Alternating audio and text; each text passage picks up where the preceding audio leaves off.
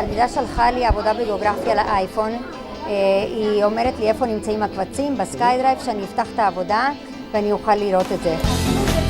לכך נראית מהפכת מחשוב הענן שמובילה היום בזק בינלאומי במערכת החינוך, אחרי שזכתה במכרז חסר תקדים להעברת כל מוסדות החינוך בישראל לסביבת מחשוב מבוססת ענן פרטי. לגבי הוויילס אנחנו כל הזמן נגיש.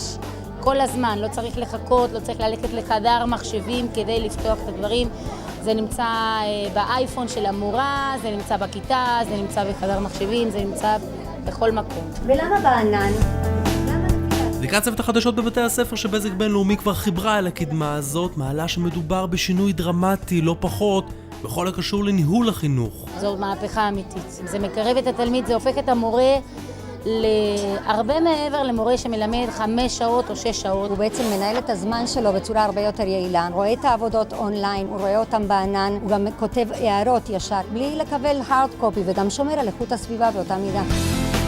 מדובר בהשקעת ענק כזו שמערכת החינוך בישראל לא חוותה מעולם. בעצם שומרים את זה בענן, שזה נמצא איפה? ברשת האינטרנט ולא בשום מחשב אחר.